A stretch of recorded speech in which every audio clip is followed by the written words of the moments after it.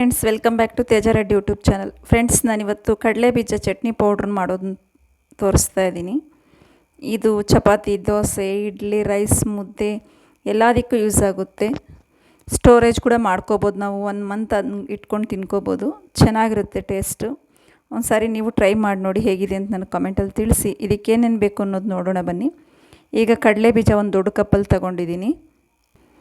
ಒಣಕೊಬ್ಬರಿ 1 ಕಪ್ಪು, ಹುಣಸೆ ಹಣ್ಣು ಒಂಚೂರು, ಒಂದು ಚಿಕ್ಕ ನಿಂಬೆ ಹಣ್ಣಿನಷ್ಟು, ಬೆಳ್ಳುಳ್ಳಿ 1 ಗಡ್ಡೆ ದೊಡ್ಡದು, ಕಡಲೆಪಪ್ಪು, ಉರಿಗಡಲೆ ಅಂತೀವಲ್ಲ ಕಡಲೆಪಪ್ಪು, ರುಚಿಗೆ ತಕ್ಕಷ್ಟು ಖಾರ, ರುಚಿಗೆ ತಕ್ಕಷ್ಟು ಉಪ್ಪು. ಇಷ್ಟೇ ಕಡಿಮೆ ಇಂಗ್ರೀಡಿಯೆಂಟ್ಸ್ ಬೇಕಿರೋದು ಇದಕ್ಕೆ. ನಾವು ಮಾಡೋ ವಿಧಾನ ಹೇಗೆ ಅಂತ ಮಾಡೋಣ ಬನ್ನಿ. ಈಗ ಗ್ಯಾಸ್ ಆನ್ ಮಾಡಿಕೊಂಡು ಬಾಣಲಿ ಇಟ್ಕೊಂಡಿದ್ದೀವಿ. ಅದರಲ್ಲಿ ಗ್ಯಾಸ್ ಮೇಲೆ ಅದರಲ್ಲಿ ಕಡಲೆ ಬೀಜ ಸೇರಿಸ್ಕೊತಾ ಇದ್ದೀವಿ. ಈಗ ಮೀಡಿಯಮ್ ಫ್ಲೇಮಲ್ಲಿ ನಿಧಾನಕ್ಕೆ ಹುರ್ಕೋಬೇಕು ಈ ಕಡಲೆ ಬೀಜನ. ಮೀಡಿಯಮ್ ಫ್ಲೇಮಲ್ಲಿ ನಿಧಾನಕ್ಕೆ ಹುರ್ಕೋಬೇಕು. ಈ ಕಡಲೆ ಬೀಜ ಪೌಡ್ರ್ ಸ್ವಲ್ಪ ದಿನ ನಾವು ಇಟ್ಕೋಬೇಕು, ಸ್ಟಾಕ್ ಇಟ್ಕೋಬೇಕು ಅಂತಂದರು, ನಮಗೆ ರುಚಿ ಚೆನ್ನಾಗಿರ್ಬೇಕಂತಂದರೂ ಕೂಡ ಹದವಾಗಿ ಹುರ್ಕೋಬೇಕು.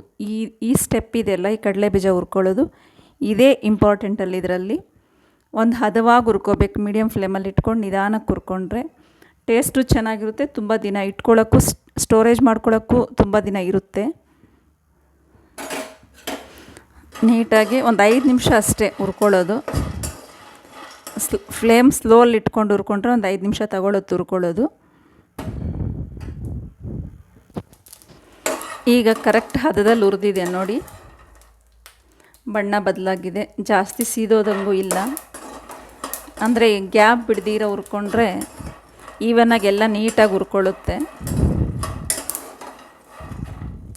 ಜಾಸ್ತಿ ಹೊತ್ತು ಗ್ಯಾಪ್ ಬಿಟ್ಟರೆ ಒಂದು ಕಡೆ ಸೀದೋಗುತ್ತೆ, ಒಂದು ಕಡೆ ಹಸಿ ಇರುತ್ತೆ ಕಡಲೆ ಬೀಜ. ಈಗ ಇದನ್ನು ತಣ್ಣಗಾಗೋವರೆಗೂ ಬಿಡೋಣ. ತಣ್ಣಗಾದ್ಮೇಲೆ ಇದನ್ನ ಹೊಟ್ಟು ತೆಗೆದು ಪೌಡ್ರ್ ಮಾಡ್ಕೊಳ್ಳೋಣ. ಈಗ ಅದನ್ನು ತಣ್ಣಗಾಗಕ್ಕೆ ಬಿಟ್ಟಿದ್ದೀವಿ. ಅದರೊಳಗಾಗಿ ಉರಿಗಡಲೆ ಹುರ್ಕೊಂಬಿಡೋಣ ನಾವು.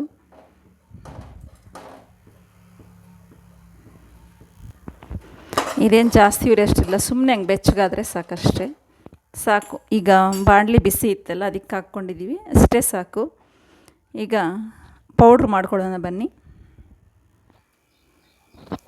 ಈಗ ನೋಡಿ, ಹೊಟ್ಟು ತೆಗೆದು ಇಟ್ಕೊಂಡಿದ್ದೀವಿ. ಇದಕ್ಕೆ ಹುರ್ಕೊಂಡಿರೋ ಕಡಲೆಪಪ್ಪು, ಹಾಗೆಯೇ ಬೆಳ್ಳುಳ್ಳಿ ಸ್ವಲ್ಪ ಜಾಸ್ತಿ ಇದ್ದಾವೆ, ಇನ್ನೊಂದು 2 ಚೂರು ಉಳಿಸೋಣ.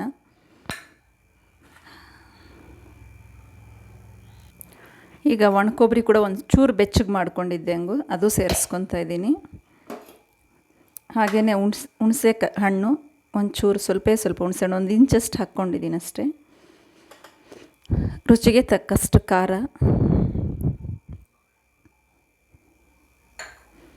ಹಾಗೆಯೇ ಉಪ್ಪು, ರುಚಿಗೆ ತಕ್ಕಷ್ಟು ಉಪ್ಪು. ಇದನ್ನ ಗ್ರೈಂಡ್ ಮಾಡ್ಕೊಳ್ಳೋಣ ಈಗ ನೋಡಿ, ಎಲ್ಲ ಮಿಕ್ಸಿಗೆ ಹಾಕ್ಕೊಂಡು ಗ್ರೈಂಡ್ ಮಾಡಿ ಪುಡಿ ಮಾಡ್ಕೊಂಡು ಇಟ್ಕೊಂಡಿದ್ದೀವಿ. ಚಟ್ನಿ ಪೌಡ್ರ್ ರೆಡಿ ಆದಂಗೆನೆ. ಈಗ ಇದನ್ನ ಡೈರೆಕ್ಟಾಗಿ ನಾವು ದೋಸೆಗೂ, ಇಡ್ಲಿಗೂ, ಎಲ್ಲದಕ್ಕೂ, ಮುದ್ದೆ, ರೈಸು, ಚಪಾತಿ, ಪೂರಿ ಎಲ್ಲದಕ್ಕೂ ಯೂಸ್ ಮಾಡ್ಕೋಬೋದು. ಇದು ಕೂಡ ಅಷ್ಟೇ, ಫಾಸ್ಟಾಗಿ ನಾವು ಬೇಕು ಅಂತಂದರೆ ರೆಡಿ ಮಾಡಿ ಇಟ್ಕೊಂಡಿದ್ರೆ ಒಂದು 5 ಮಿನಿಟ್ಸಲ್ಲಿ ನಾವು ಊಟ ಮುಗಿಸ್ಕೊಂಡು ಹೊಟ್ಟೋಗ್ಬೋದು ಅರ್ಜೆಂಟ್ ಇದ್ದಾಗ. ಫ್ರೆಂಡ್ಸ್, ಈ ಥರ ಚಟ್ನಿ ಪೌಡ್ರ್ ನುಗ್ಗೆ ಸೊಪ್ಪಿಂದು, ಕರಿಬೇವಿನ ಸೊಪ್ಪಿಂದು, ಈ ಥರದ್ದು ಯಾವುದಾದ್ರೂ ಬೇಕಂತ ಅನಿಸಿದರೆ ನಿಮ್ಮ ಕಮೆಂಟಲ್ಲಿ ತಿಳಿಸಿ, ಮಾಡಿ ತೋರಿಸ್ತೀನಿ. ನನ್ನ ಚಾನಲ್ ಸಪೋರ್ಟ್ ಮಾಡಿ. Thank you for watching my video.